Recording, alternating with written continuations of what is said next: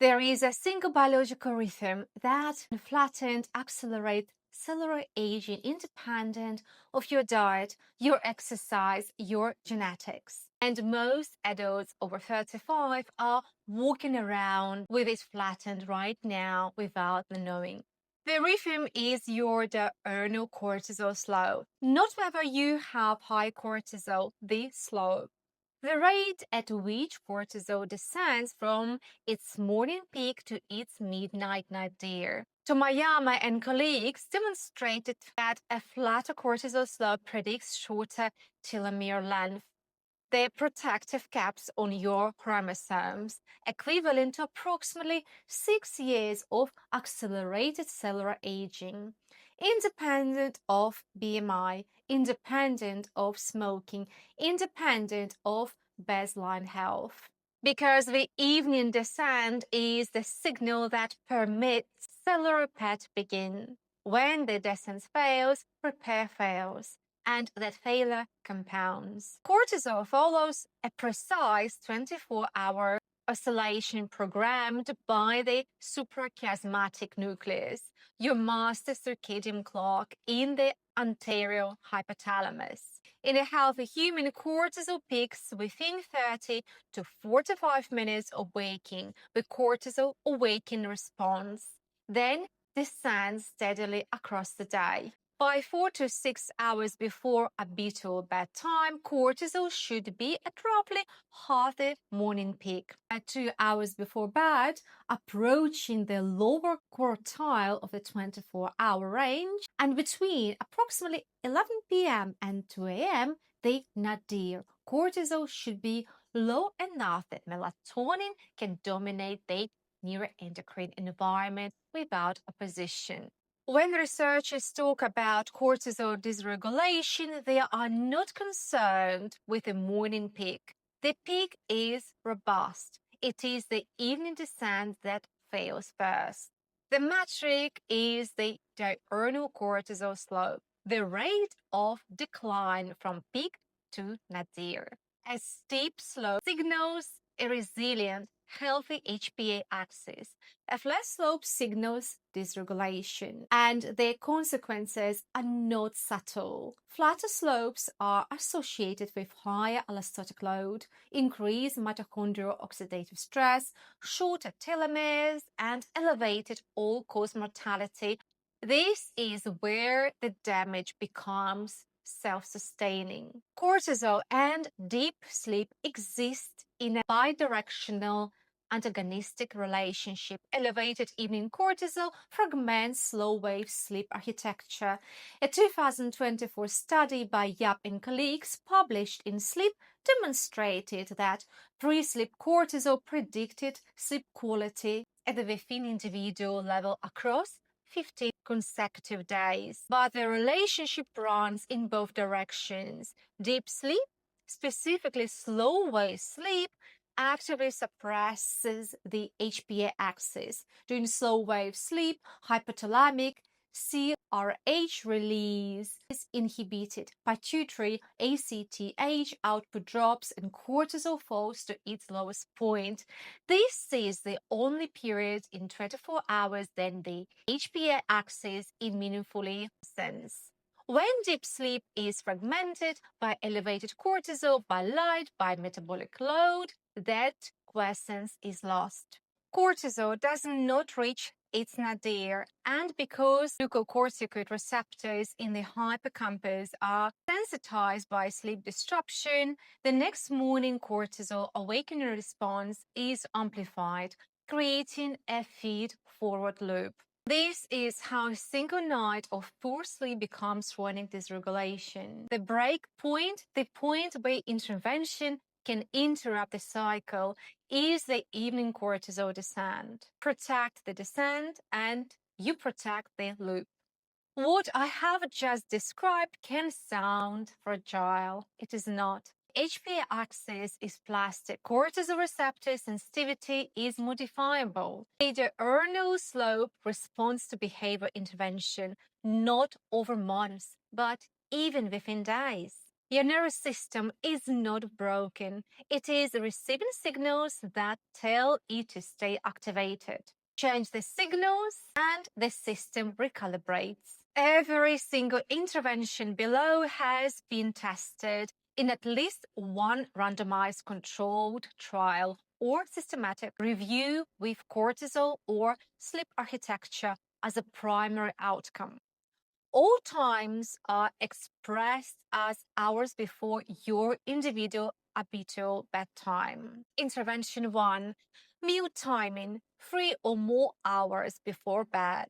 Evidence is strong. Postprandial glucose triggers insulin, which stimulates the HPA axis via hypothalamic insulin receptors. When a large meal is consumed close to sleep, this metabolic HPA coupling maintains cortisol at levels incompatible with the nadir.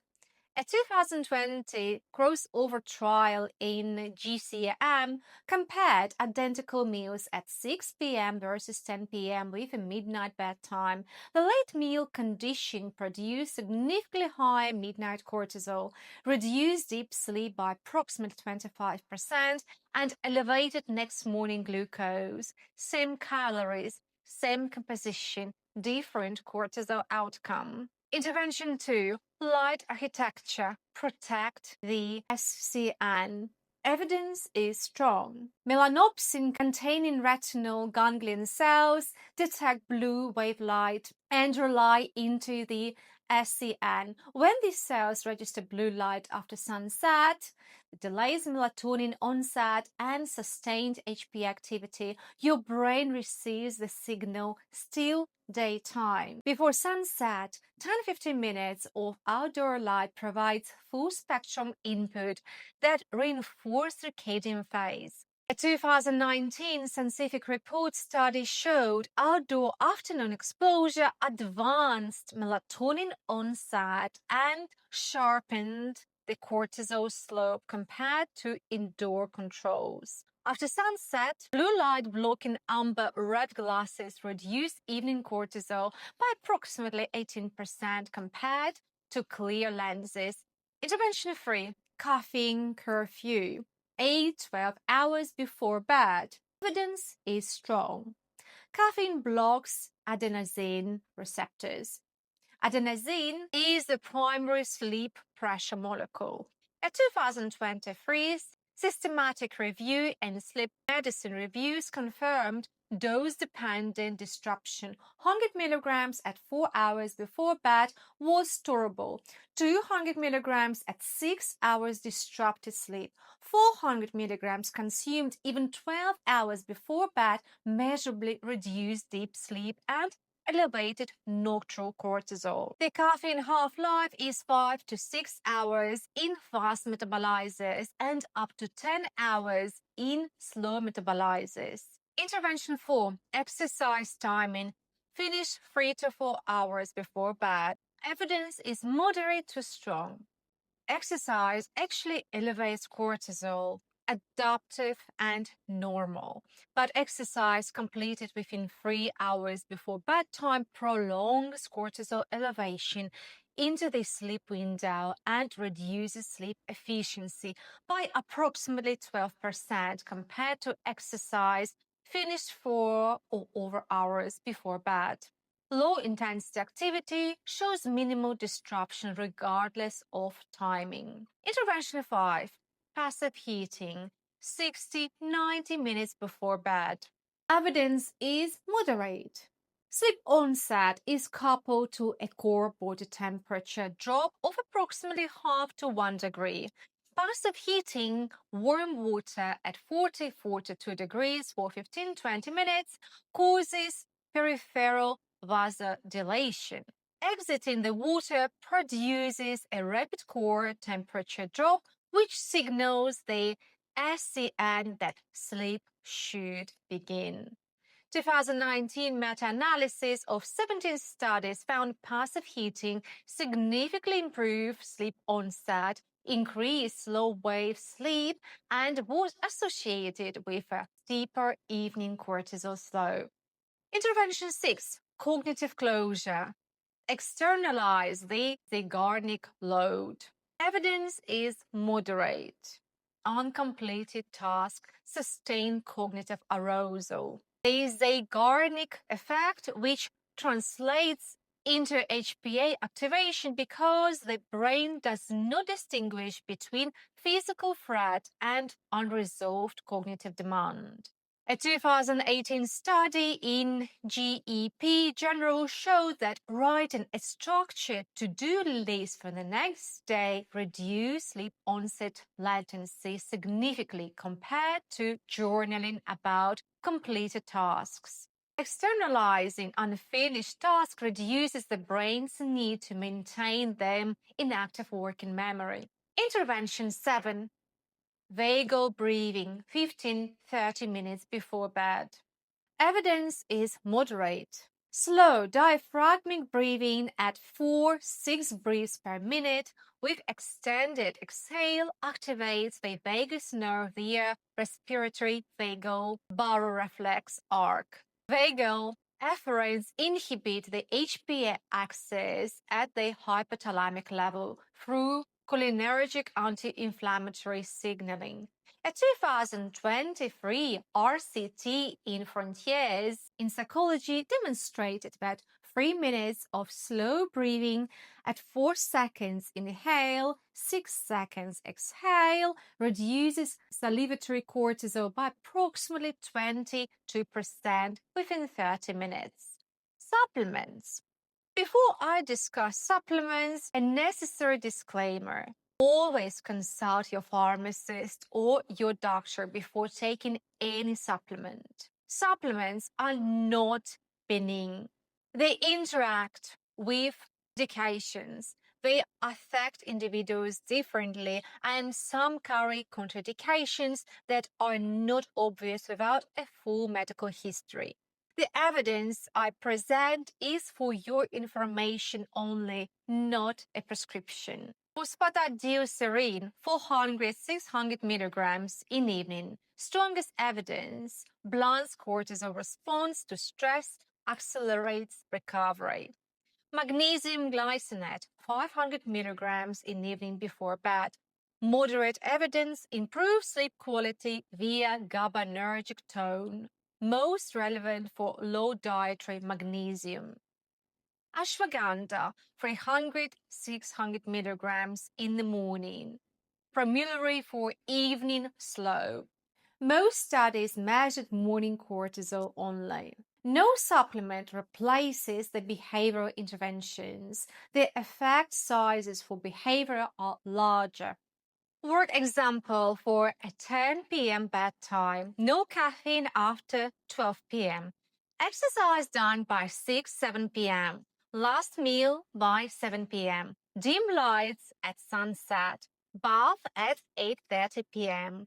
Brain dump at 9 p.m. and breathing at 9:30 p.m. Your cortisol slope is not a lab value. It is a biological clock. When it flattens, your cells age faster, measurably, at the level of your telomeres and mitochondria. But the slope is responsive to behavior. These interventions are not pharmaceutical. They are timing, light, temperature, breathing, and cognitive closure. The combined effect is larger than any supplement and has no side effects. If you implement only 3, finish your last meal 3 hours before bed. Protect your eyes from blue light after sunset and do 3 minutes of slow breathing before sleep. 7 days, then add the rest. Your nervous system has been waiting for permission to descend. Give it that permission. The rest is practice. It is challenged. If this changed how you think about cortisol, comment below with one intervention you are starting this week. I read every response. Share this with someone who needs to understand that their sleep disruption is a solvable biological problem. Subscribe for evidence-based lifestyle medicine interventions that treats your body as a system it is. I'm Dr. Elena Chirikina, and I will see you in my next lecture.